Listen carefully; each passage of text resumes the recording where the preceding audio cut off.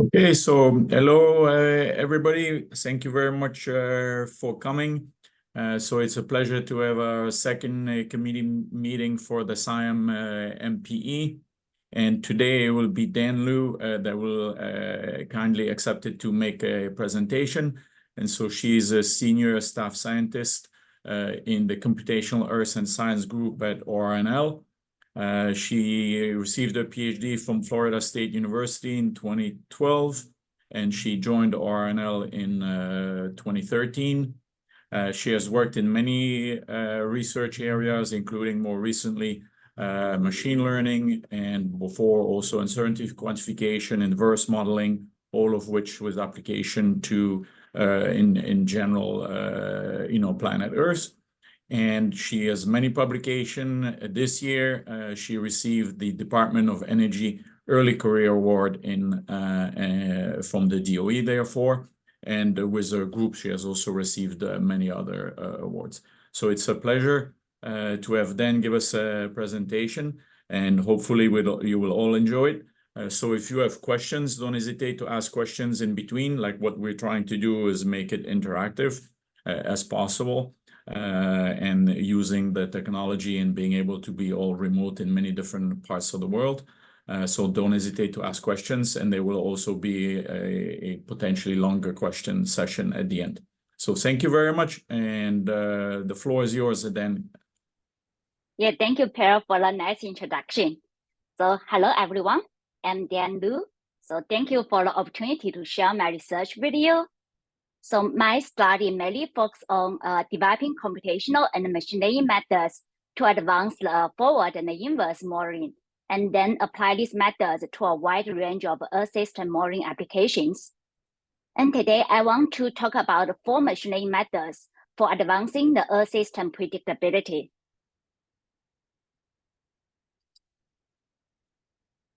So as we know, understanding and predicting the Earth system are important for our environment and the society.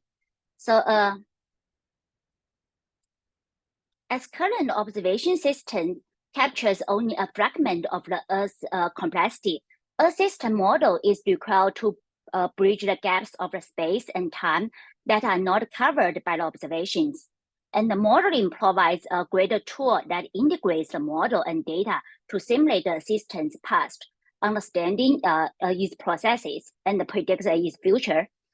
And this model data integration strategy is also promoted by the US Department of Energy to advance the Earth system predictability. With the advances of understanding of the Earth system, the development of the computing power, and the increase of the data, Earth system models have substantially changed over time, from empirical model to theoretical model to computational model, and now we are moving to a data-driven machine learning model. In the third paradigm of the computational model, we developed physics-based models to simulate a complex Earth system based on our understanding.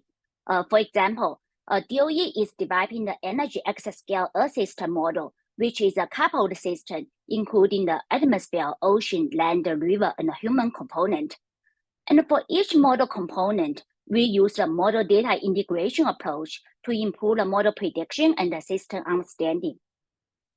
Specifically, we first collect data, and then based on our understanding, we construct the physics-based model. And these models contain uncertain parameters whose values need to be estimated against the observations to improve the model simulation. Then next, we use a calibrated model for prediction. So if the model prediction is accurate and informative with small uncertainty, then we use it for applications. If not, we will collect more data to improve the model and its prediction. And this physics-based model prediction process involves 2 modeling problems: inverse modeling, where we infer the model parameters from data, and forward modeling, where we simulate observations or make predictions based on the model with specified parameter values. And this process is also full of uncertainty, including the data uncertainty, model structure uncertainty, model parameter uncertainty, and the uncertainties in the initial and the boundary conditions. And all these uncertainties are propagated in the prediction process and result in a predictive uncertainty. Ensemble simulations are usually performed to quantify these uncertainties, and the ensemble size can be up to the hundreds of thousands or even millions, depends on the model's complexity and the scales. And some of these ensemble simulations cannot be performed in parallel by leveraging the high-performance computers. And we know that Earth system model simulation is computationally expensive, and each model run takes hours, weeks, and even months. So one of the big challenges here is to reduce the computational cost, and especially for the operational purpose. And in the following, I will talk about the two methods to achieve the accurate prediction in a computationally efficient way through machine learning techniques. And the first method is the surrogate modeling, where we build a fast-to-evaluate surrogate of the expensive physics-based model, and then we replace the expensive model with a surrogate in the prediction and uncertainty quantification to reduce the computational cost. And this strategy still performs the model prediction in a traditional two steps framework. So that is, first estimate model parameter values and their uncertainty through the iterative model inversion. And then we use the calibrated model for prediction through the forward simulation. And our second method takes a different strategy, where it makes the prediction directly from the observations without the iterative model inversion step. And we call it inversion-free prediction. I will first talk about the surrogate modeling method and then introduce the inversion-free prediction. So terrestrial ecosystem model is an important tool for improving our understanding of the ecosystem responses to the climate change. And this TEM involves over 60 uncertain parameters whose values need to be calibrated against observations to improve the model prediction. Then to reduce the computational cost in the model calibration, prediction, and uncertainty quantification, we use the neural network-based machine learning techniques to build a fast-to-evaluate surrogate model based on the simulation samples of the TEM inputs and outputs. Then the key question here is how to use the limited terrestrial ecosystem model simulation samples to build an accurate surrogate model. When we use the neural networks for surrogate modeling, the number of nodes in the input layer equals the number of model parameters. The nodes in the output layer equals the number of the model outputs. And the hidden layers connecting the input and output layers simulate the relationship between the model parameters and system responses where we have the observation data. Then when we have a large number of spatial temporal model outputs, the fully connected neural network will be very complex, which requires a large number of the terrestrial ecosystem model simulation samples for the network training. Then in this case, we can firstly use the dimension reduction technique to reduce the output dimensions. And this will simplify the neural network structure and consequently reduce the required training data. Now we applied this method to build a surrogate of the terrestrial ecosystem model. And this model uses 5 processes to simulate the several carbon cycle related variables. Here we are interested in simulating the annual GPP at the Eastern United States for 30 years. The model involves 40 uncertain parameters. After sensitivity analysis, we consider the most sensitive 8 parameters to the GPP simulation. Now, our task is to use the neural network to build a surrogate model to learn the relationship between these 8 parameters and the GPP. The GPP here is a spatial temporal variable, including 42,000 outputs. Then we first use the principal component analysis to reduce the output dimensions. And then we build a neural network model to learn the relationship between the 8 parameters and the 10 principal components of the outputs after dimension reduction.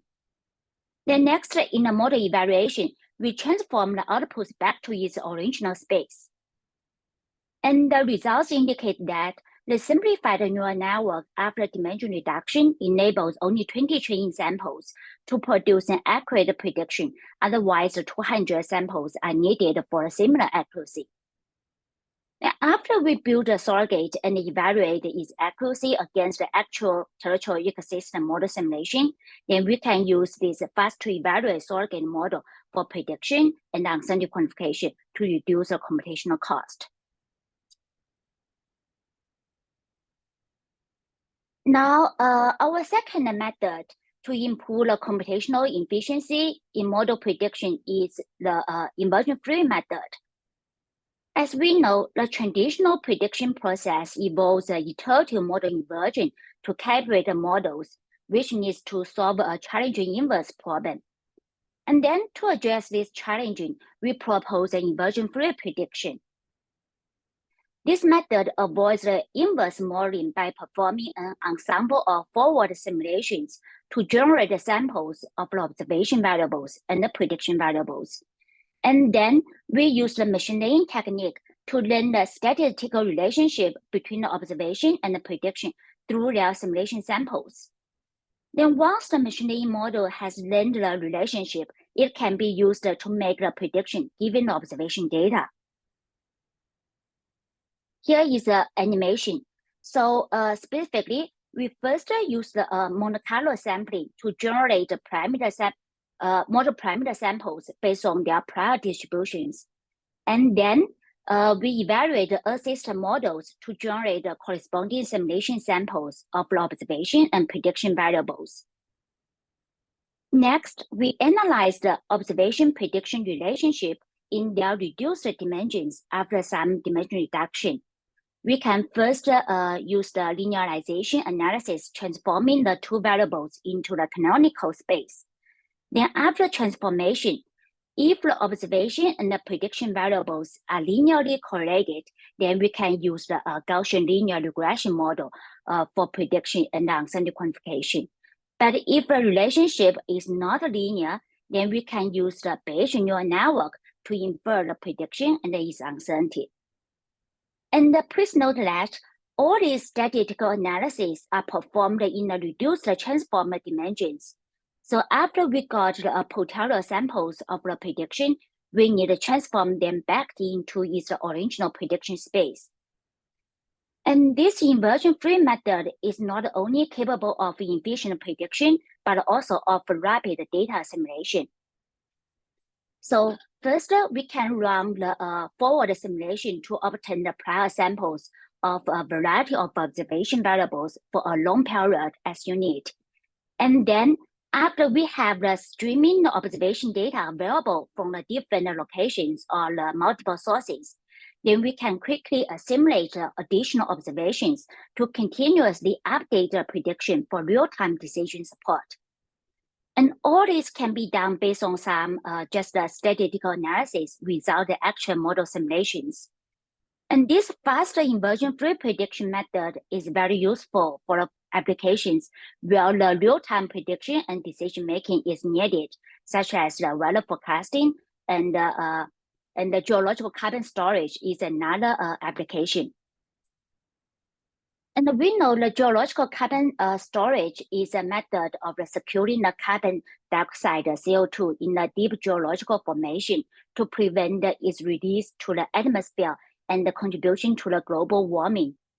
And it's important to accurately and timely forecast the CO2 plume in the deep underground reservoir via the real-time measurements integration from the injection and monitoring wells.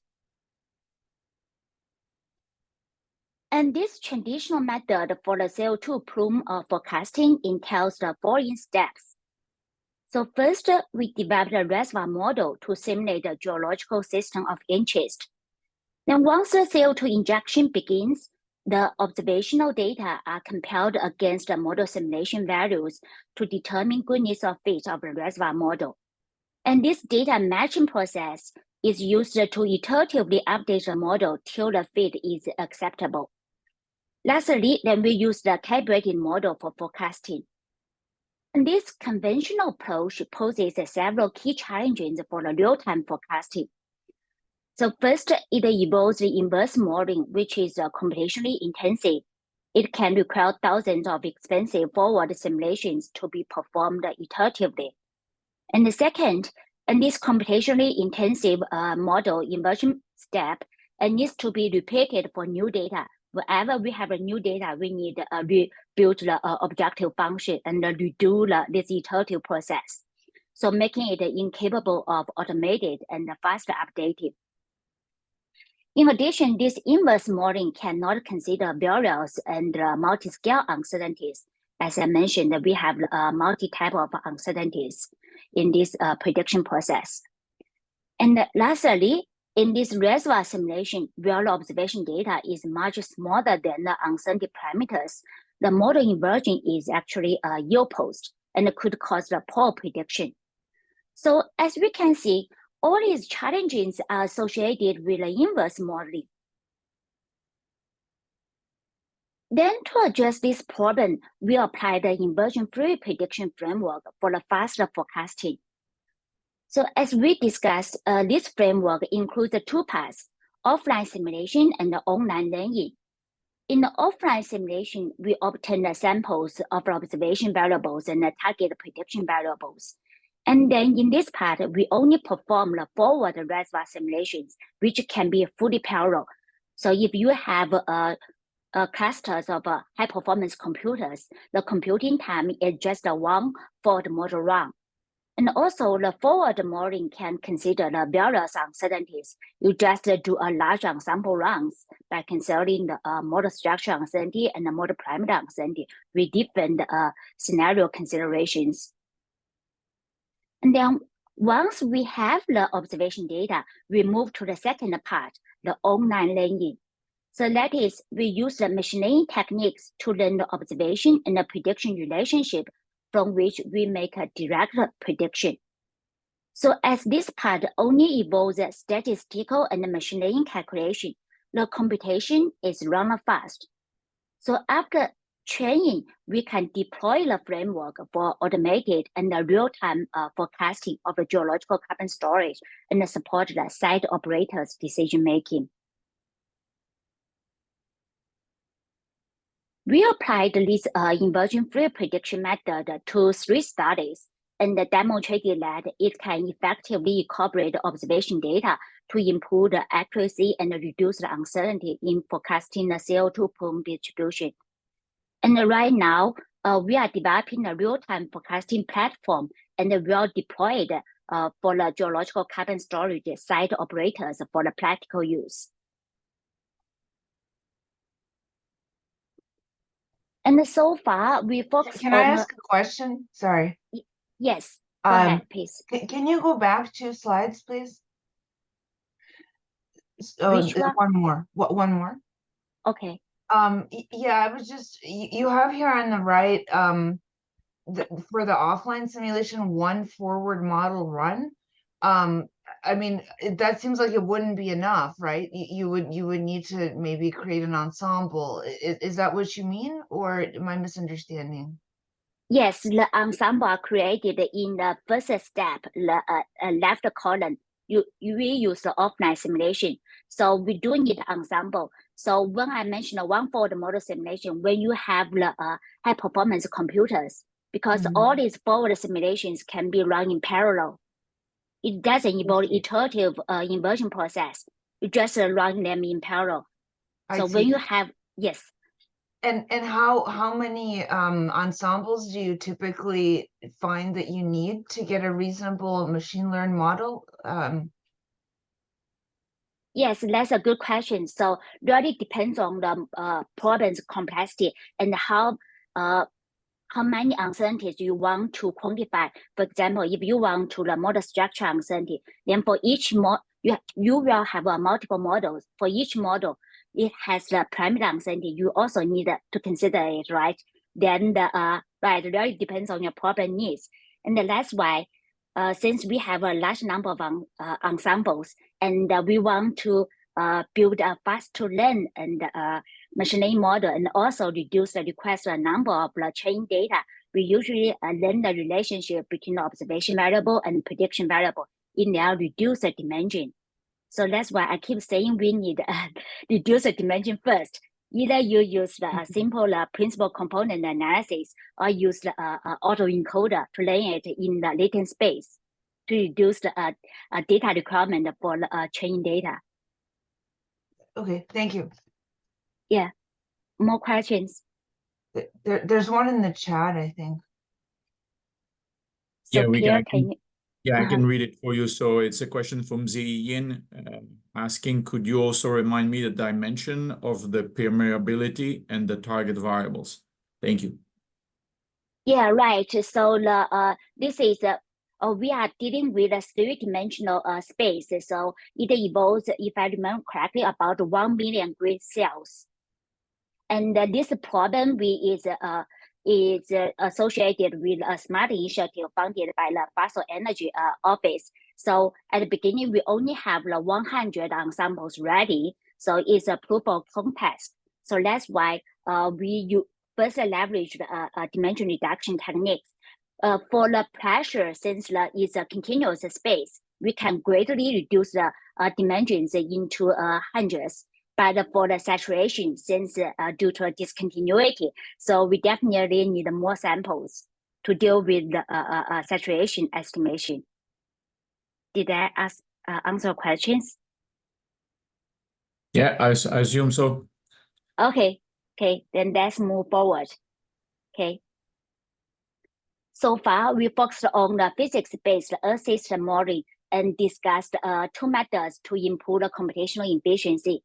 Now we move to the fourth paradigm of the data-driven machine learning model simulation of the Earth system, and to see what problems we are facing when we use purely data-driven machine learning models to simulate the system, and how we address these problems. So as a large amount of Earth system data becoming available, the Earth system model development is moving to the fourth paradigm of the data-driven machine learning models. So for example, the long short-term memory network can learn the terrestrial ecosystem dynamics from the observations of environmental drivers and the carbon water fluxes solely, without understanding any underlying physics and the processes. And then after a machine learning model is trained using the observation data, we can use it to predict the system responses in the future or at locations where the measurements are not available. So although the long short-term memory network can learn the system input-output relationship and even simulate the temporal effects of the inputs on the outputs, it doesn't know the underlying physics and the biological processes. So therefore, despite its good prediction performance, machine learning model has been criticized for the lack of interpretability. Additionally, as a data-driven model, machine learning prediction performance is affected by the data noise, and it cannot accurately predict the condition it hasn't seen before. So it can suffer from a large extrapolation error under the climate change. And then we developed an interpretable LSTM network to address the challenges of lacking the interpretability. And this ILSTM model not only produces a good prediction of the system responses, but can also expand what are the most important environmental drivers and at which time scale the important drivers have a strong impact on the model prediction. And to address the challenging of the lacking the UQ, we developed a prediction interval method to quantify the machine learning model prediction uncertainty. And this method is accurate. For example, for a 90% confidence level, the calculated uncertainty interval can precisely enclose about 90% of your data. So your uncertainty quantification is consistent with your confidence level. Additionally, our UQ method can identify the extrapolations by showing a larger uncertainty in the no data region to avoid overconfidence prediction. So this is particularly important in our Earth system prediction suffering from the changing climate.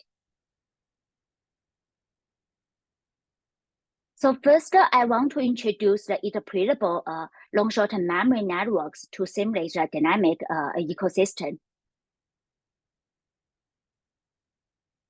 To achieve the interpretability, some studies performed the sensitivity or the permutation analysis on trained LSTM networks to explain the relative importance of the model inputs to outputs, such as the well-known sharp analysis or integrated gradient methods. However, this post hoc interpretability method cannot explain what the model learned in the training process. They are just post-processing. And realizing the challenges in the interpretation of the black box networks, and some studies even go back to use the understandable but rather simple non-dynamic machine learning models, such as linear regression, decision trees, and random forest. However, these methods have shown the inferior performance to the dynamic machine learning model like the LSTM, and they cannot learn the temporal dependency between the environmental drivers and the carbon fluxes. So we propose an interpretable LSTM method. It explores the internal structure of the LSTM network and overcomes the opacity of its hidden states for the inherent interpretability. Some math here. So the standard LSTM blindly blends the information of all input variables into the hidden states used for the prediction, and is therefore very difficult to distinguish the relative contribution of the individual input to the output. And this mixed multivariable data in the hidden states ignore the different dynamics of the individual input sequence. And then to address these challenges, LSTM enables the hidden states to encode the individual variables, such as the contribution from the individual input to a prediction can be distinguished.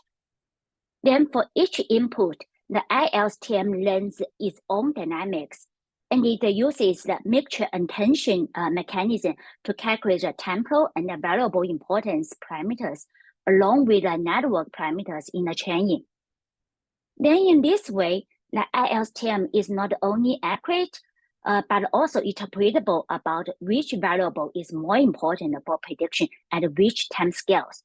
Because besides making the prediction, it will also calculate variable importance, and it will also, for each variable, it will also calculate the temporal importance. And we applied this LSTM to the Mokomoro State Forest in central Indiana to learn the relationship between 7 climate variables and NEE and their relative importance to NEE prediction. We have 16 years of daily observations, where we use the first 11 years of data for training and the remaining 5 years of data for out-of-sample testing. And here, the 2012 is a dry year in the region with the annual precipitation just about half of the wet year. We will pay attention to this out-of-sample testing, the very dry year. And after training, the LSTM not only produces the NEE predictions, but also calculates the variable and the temporal importance of the 7 inputs and try to understand whether we get the right prediction for the right reason and which input variables are more important at which time scale. So this figure indicates that the LSTM learns the seasonal patterns of the NEE very well, and it performs better than the standard LSTM, both over the 5 testing years and for the individual year. And the closer examination of the dry year 2012 shows that the LSTM can accurately simulate the abnormal early start of the growing season. And this superior performance of LSTM is attributed to its capability of laying the relative importance of each input and their dynamics of the importance over time with respect to the prediction. And the left figure shows the variable importance of the 7 environmental drivers, and the right figure shows the temporal importance of these variables in the last 60 days used for prediction. We have the following findings from these 2 figures. So first, the two temperature variable, Tn and the Td, and the radiation variable are identified as the most important drivers for the NEE prediction. Second, these important variables have different patterns in the temporal importance. For example, the two temperature variables have a relatively long-term correlation to the NEE, and the radiation have a relatively short-term contribution to the NEE prediction.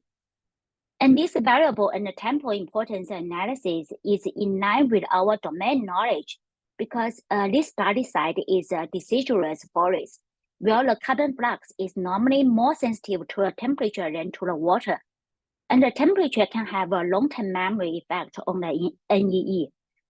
And this interpretability of the ILSTM can guide the terrestrial ecosystem model development and also can guide our data collection, so we can spend the limited resources and our effort to collect the most important variables. To quantitatively evaluate the ILSTM, the performance and the interpretability, we designed 4 new models along with the original one, considering all the input variables. And this table listed all these 5 models and their investigations insights. So basically, the numerical experiments justify the ILSTM's effectiveness in explaining the variable importance. The accurate identification of the important variables not only reduces the requirement of the observation data for the machine learning model prediction, but also guide the data collection. So as I mentioned, we can spend the limited resources just to collect the most important variables data to help us to make an accurate prediction of the carbon flux. Additionally, the interpretability of the ILSTM model explains why this model performs well and ensure the model gets the good performance for the right reasons. As I mentioned, the machine learning model are purely data-driven, and it doesn't know the underlying physics. So we definitely want to make sure it gives the right prediction performance for the right reasons, whether it actually learns some processes in line with our domain knowledge. So that's why we want to develop this interpretable machine learning model to help us better understand this problem and further guide us for the physics-based model development and the future data collection. So let's measure this study. Then in the last topic, I want to introduce a novel prediction interval method to quantify the data-driven machine learning model prediction uncertainty.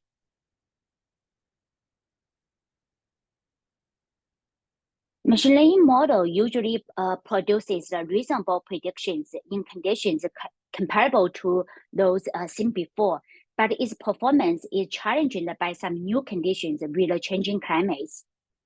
So here is an example. We train the LSTM network to learn the relationship between the mud forcing and the stream flow on the Coal Creek catchment in the East River, Colorado. So the LSTM model was trained on the 20 years of data, and its performance was evaluated on the subsequent 19 years. So as we can see from the left, the scatter plot of the annual discharge versus the L temperature figure. So the testing years are warmer than the training data, so due to the global warming trend. And the right figure indicates that the LSTM trend on the cool years produced a relatively poor prediction of the stream flow on the warm and the dry years in the novel climate conditions. So this is a typical problems of the purely data-driven machine learning models because it usually performs well on the data it has been trained before, and it can suffer from the extrapolation errors for the new conditions. And this is typical problem in our Earth system. So we usually suffer from the climate change, the land use and land cover change, and the other systematic changes. And all this can result in a model extrapolation. And then to reduce the projection error and ensure a reliable prediction, we can quantify the prediction uncertainty. So here, actually, the uncertainty performs more like a prediction error indicator. So when we don't know the ground truth, we can use this uncertainty to tell us whether we are suffer from the extrapolation or whether we are overconfident about our machine learning model's prediction. Here how it works. So when we don't have the ground truth, when we project the future, so we can compare the uncertainty of the prediction data to that of training data. So if the prediction uncertainty on the new conditions is much larger than that of the training data, then we can see the machine learning model prediction cannot be trusted to avoid overconfidence and the possible risks under changing climate. Speaker speaking, just sorry to interrupt. Nabis is asking what is NSE? Which one? NSE. Oh, NSE. So is more is a measure is more like a correlation or coefficient. So one is the best fitting. So it can go to the negative. If the value is 0, which means the performance is more likely you use the average observation to make the prediction. So the value of 1 means the perfect fit of your simulation value and the observation value. As we usually use in the hydrological modeling. Thank you. Yes. So, okay. However, quantifying the uncertainty of the machine learning models is very challenging. So the state-of-the-art methods are usually computationally expensive, like Bayesian neural networks.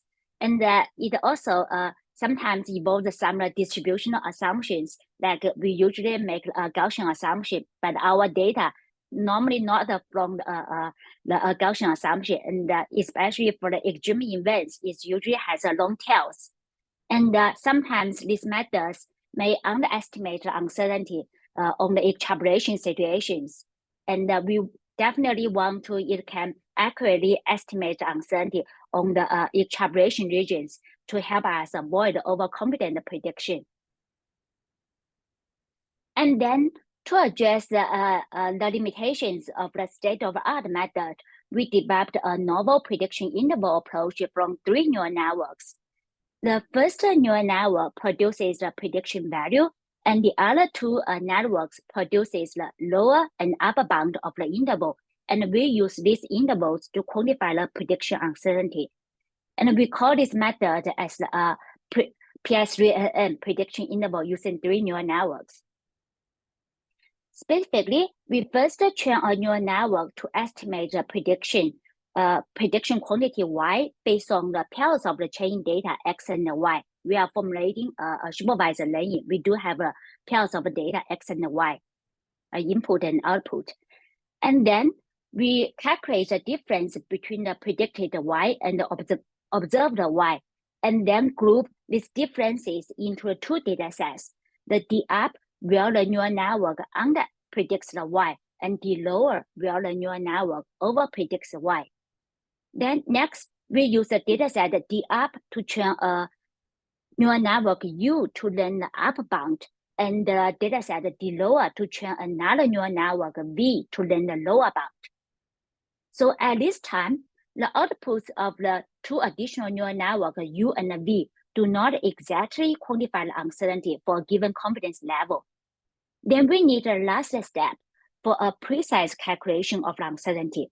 That is, for a given confidence level, either the 90% or 95%, then we use a load finding approach, such as the bisection method, to determine the coefficients alpha and beta. So that the calculated interval, the L and the U, can capture the specified portion of the data exactly with a narrow interval width along with the confidence level. So here I want to give you an example to illustrate what I just said. I use this cubic function with a non-Gaussian noise to illustrate the 4 steps. So in the step 1, we use a neural network to make the mean prediction. And then in the step 2 and 3, we construct the 2 additional neural networks to estimate the upper and the lower bound of the prediction uncertainty. And then we use the last step to precisely determine the uncertainty consistent with your confidence level. This method is computationally efficient. It only involves 3 neural networks calculation, And for a different confidence level, it only needs to perform the last step to calculate the confidence consistent uncertainty without training the 3 neural networks. So, for example, you want to calculate 90% of confidence, so you first train the 3 neural networks and then calculate the last step, you get a 90% of the prediction interval. And then if you want to more precisely quantify the uncertainty, I want a 99% of confidence level, then you just need to perform the last step. It's usually just take a second, then you can get a 99% of confidence uncertainty. And another thing I want to emphasize that this method can accurately quantify the model uncertainty to identify the data and domain shift by producing a large uncertainty bound as a predicted condition is different from the training to avoid overconfidence on the changing climate. And this PI3N method can be applied to a various of data and model structures, including the image data and the time series data. And we have applied it to a dense neural networks, recurrent neural networks, convolutional neural networks, and graph neural networks to address different scientific problems, including the earth science, neutron science, material science, and clean energy related applications. And each applications has associated paper publications, and we open sourced our PI3N code, which has been used by university students and different researchers. So here is an example in the hydrological modeling. So in this study, we integrated the PI3N with long short-term memory networks for stream flow prediction in the East River watershed, Colorado. We focused on 2 headwater catchments, Keukenay and Log Creek. So each catchment has 3 meteorological data, including the precipitation, maximal and minimal air temperature. And the stream flow measurements is the target we want to predict. So Keukenay has 2 years of data, and Log Creek has 3 years of data. And we use the LSTM network to predict a daily stream flow from the 3 meteorological data sequence. Besides the point estimation, we also quantify the prediction uncertainty for the 90% of confidence level. We reserve the last year of the data for out-of-sample testing to evaluate the prediction and the UQ performance. As we can see from the figure on the right, in the Keukenay catchment, the training and the testing periods have the similar hydrological patterns. But for the Log Creek, the testing period of 2017 is a wet year with unusual high precipitation in the summer and consequently abnormal high peak flow, so which shows a data domain shift. So we want to test our UQ capability, whether it can give it a relatively large uncertainty on this abnormal data we haven't seen before during the training process. And the results indicate that in the Keukenay, where the test and the training conditions are similar, the LSTM model accurately predicts the stream flow, and the PI3N can precisely quantify the prediction uncertainty, where the uncertainty bound is consistent with the confidence level. That is, for the 90% of confidence level, the uncertainty encloses about 90% of the data. And the calculation of the PI3N is also computationally efficient. After the LSTM model's training, the UQ part only takes about 1 minute for this problem, so it makes the UQ is affordable. And in the Log Creek catchment, where the climate condition in the test period is different from that in training, the data-driven LSTM model cannot predict the test data well, and due to the data and domain shift.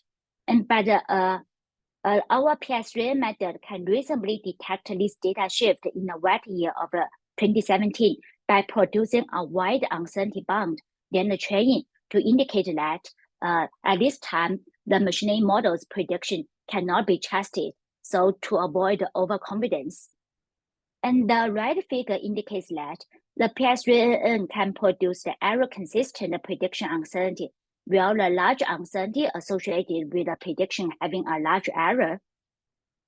And I want to emphasize that this error-consistent UQ is very important in practice when we do not have the ground truth, when we project the future or in the locations where we don't have the observation data. Then we can use this uncertainty as a prediction error indicator to ensure a reliable prediction under changing climate. Okay, so far I talked about 4 machine learning techniques to improve the Earth system prediction. And we used surrogate modeling and inversion free prediction technique to reduce the computational cost in the physics-based numerical model simulation, and proposed interpretable machine learning and UQ methods to improve the explainability and the trustworthiness of the data-driven model predictions. So most of my research lies on advancing the Earth system predictability using the physics-informed, explainable, and trustworthy machine learning. So besides the aforementioned 4 methods, we performed other studies to address the challenges associated with numerical and data-driven Earth system models specifically. If you are interested in any of the topics listed here, so please feel free to send me an email and we can discuss in detail offline. And I see I have 10 minutes left. I want to use the following about 3 to 5 minutes to talk about the AI foundation models we are currently working on. So an AI foundation model is a large machine learning model pre-trained on a massive data at scale that can be adapted to a broad applications, such as the GPT model. So I'm not sure how many of you are using the ChatGPT. I'm using the ChatGPT daily. So the GPT model is an AI foundation model. It's first pre-trained on a large corpus of the text data to learn the general language patterns, grammars, and context. And then it's fine-tuned on a specific data set for the particular applications, such as the text generation and even creative writing.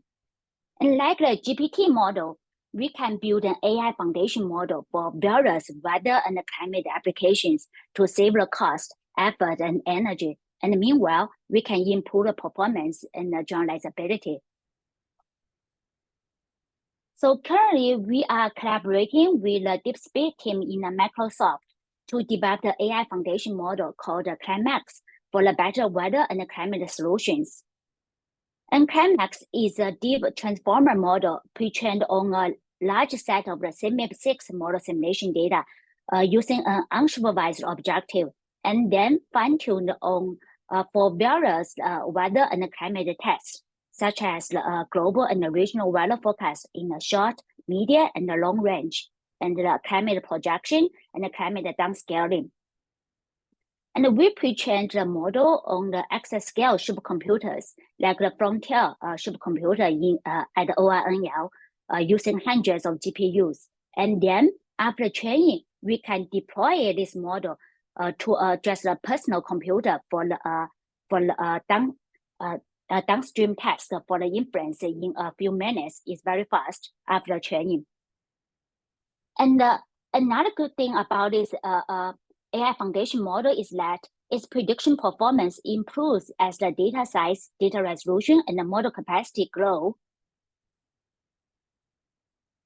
So here are some promising preliminary results using the Climax to forecast the weather 72 hours ahead. And we are continuing developing this AI foundation model right now and try to achieve the better and faster weather and climate solutions. And okay, so it's about time. I'd like to stop here and open for questions. So thank you. Thank you very much, Dan. Thanks a lot. Thanks also everybody for attending a very, very nice presentation. So anybody that has a question, go ahead. There is a question from Abed that is asking what data set is being used to train this foundational model. Yeah, good question. Right now, we are using a CMIP6 data. So they are the model simulation data.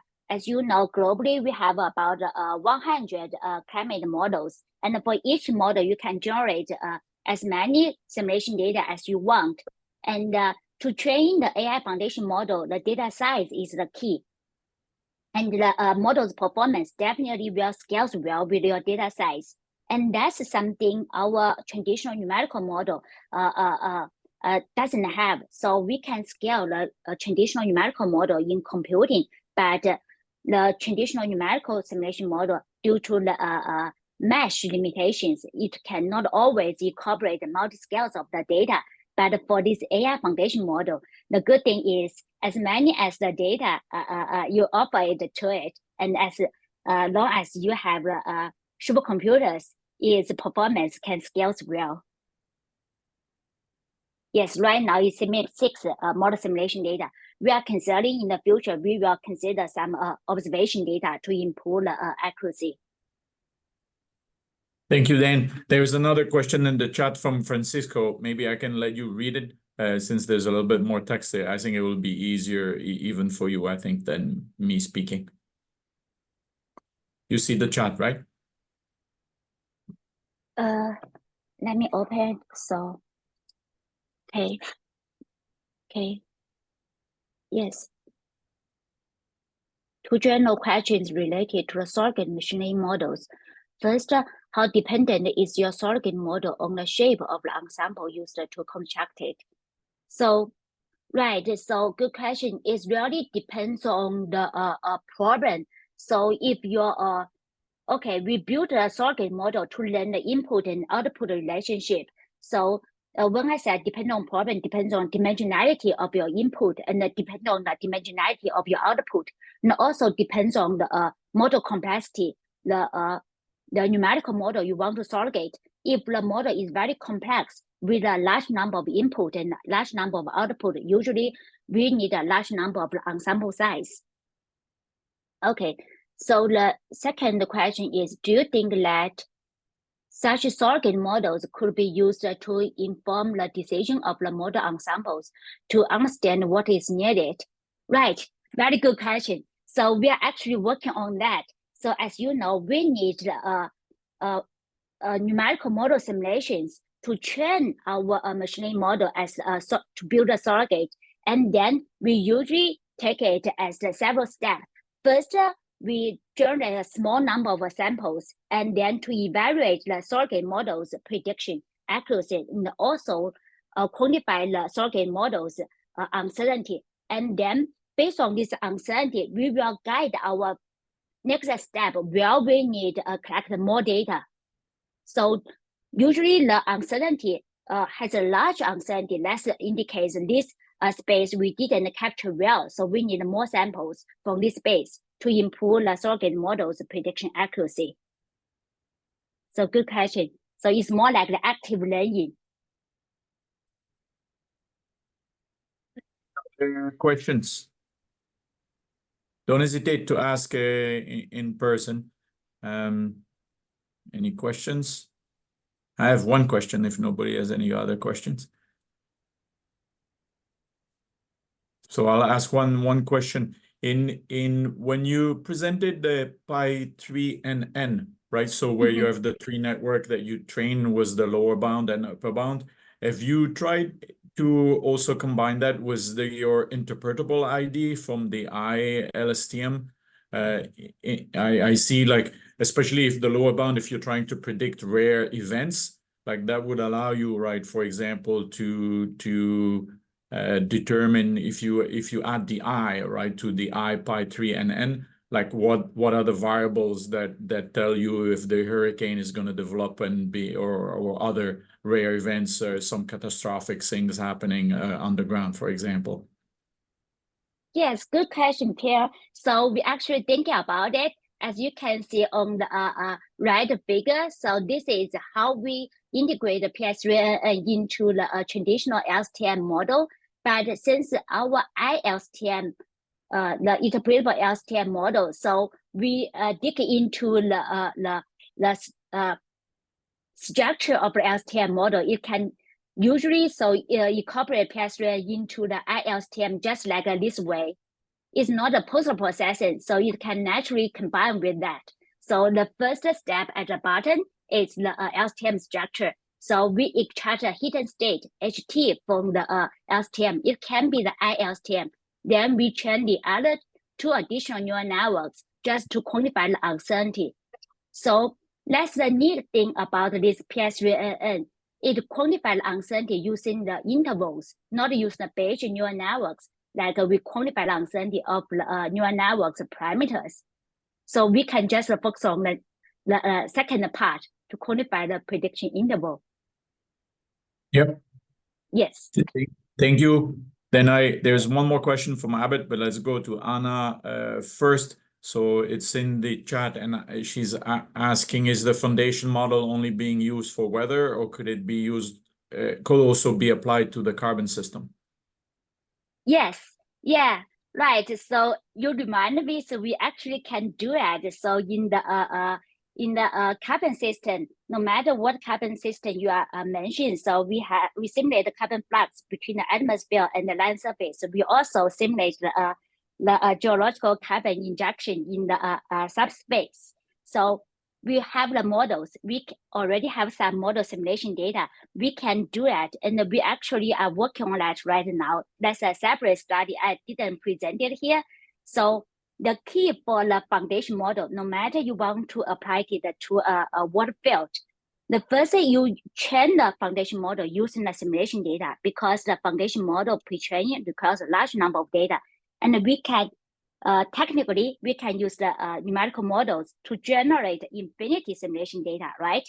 And then after you trained, you can deploy this foundation model for a wide range of downstream tests using the weather and the climate as example. Weather and the climate has different time scales and have a different task. Like for the weather, more like a temporal forecasting, and for the climate, more like the climate projection with different inputs like a CO2 level and SO2 level. And then for the downscaling, all these are different tests. But after you train your foundation model, you can deploy it for this wide range of tests. It definitely can apply to a different science applications.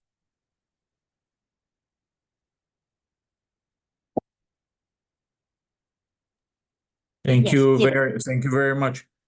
There's one other, let me see, another question from Abbott. So he's curious if you compare the performance of Pi3N with deep evidential regression, from Amini et al. 2020 or Bayesian neural network.